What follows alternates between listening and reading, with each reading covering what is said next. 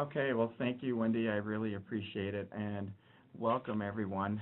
My name is Reine, as was mentioned, and I have been spending years, more than 20 years, working with business and IT teams and helping them to build consensus and get their projects moving forward through some really simple techniques that I'm going to show you today.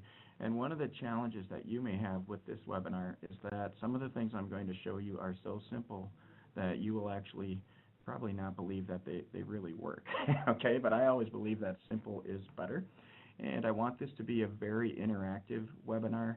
I want to field your questions. I want to have a dialogue with you. And I just want to know what's on your mind. So first, let me start by going through some of the objectives. In this webinar, you're going to learn simple yet effective meeting facilitation techniques that you can use to get your projects back on track. Now, this implies that you are willing to facilitate some meetings to get your projects back on track, right? This is all about using meetings and the best way to use meetings to get your projects back on track. And we'll talk more about that as we go. Item number 2, I'm going to show you how I use a very common waterfall methodology as a roadmap that can help you determine where you are in your project, and then how you can use that roadmap to determine which meetings you should use and how you should set up your agendas to get things moving forward and to get that consensus to get your project moving forward. And then number 3, while the emphasis of this work is on the waterfall methodology, a lot of the techniques I'm going to show you today can be used in almost any meeting, even if it's a non-project meeting, if it's a status meeting, if it's an agile stand-up meeting. A lot of the techniques I'm going to show you today can really be used in any meeting. And then again, the methodology is so simple that I'm going to repeat it over and over. And the reason I want to do that is to help have it really sink in. That is a really simple approach that can work. Now, I mentioned that I want this to be interactive. Let me talk about one of the things that will not be in scope today. First of all, I'm not going to spend a lot of time on PMBOK definitions and terminology, right? So I don't want to get into a debate whether it's a methodology or a process or a framework. That's not what this is all about. So if I say something that doesn't 100% align with PMBOK, I ask your forgiveness in advance. I know that I'm going to do it. I know we're going to have some challenges there, but just bear with me. And so number 2, this is not a debate on the best methodology, right? I don't want this to turn into an agile versus waterfall or iterative. I want to show you some techniques that you can use in any of those methodologies. It just so happens that I use these most in waterfall. And then certification lingo, very similar to definitions. This webinar is designed to help you in your work. It's not necessarily going to help you with certification, but it will help you with PDUs, right? You do get PDUs for this. So some of those things are out of scope. And one of the first things I'd like to do is just have everybody go down into the chat so I can get an idea of who's out there and where you're from. And just type in where you're from and what your role is. So are you a project manager? Are you a business manager? Are you an executive? If you could just type into the chat and let me know where you're at and what your role is. Okay, good. So I see we have people from Arkansas, Philadelphia, a lot of project managers, which is good. That's what I anticipated. New York, Canada. Oh, Bahamas. Excellent. I'm coming to you today from Minneapolis, Minnesota, where it's really cold. I wish I were in the Bahamas today. That would be great. And it looks like we have a lot of people in Canada as well. Perfect. The other thing is I want this to be a dialogue, not a monologue. So as we go through the presentation, if you have questions, just type them into the chat box, and Wendy or I will stop and address them. Paris, France. Nice. All right. So first thing I want to do is just talk a little bit about why IT projects fail, right? If you do a Google search, depending on the search, you will read that, up to anywhere between 75 to 80% of all IT projects fail.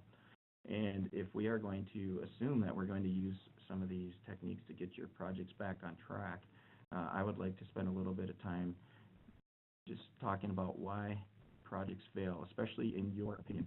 So one of the things I'd like you to do is in the chat box, just go ahead and type in some of the reasons that you believe that IT projects fail. And this could be specific to a project that you're working on, or what are some of the reasons you're struggling with the projects that you're working on. Just go ahead. So poor communications, excellent, and lack of communication, lack of sponsor support, poor goals.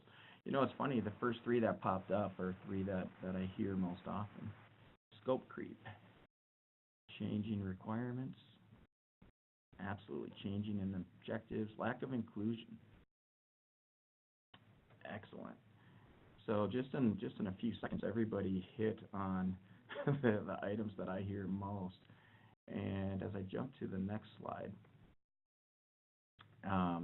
you will see that when I do this presentation, when I teach at the local university, and I ask that question, the three most common responses are, oh yeah, I like that one, not using the agile approach.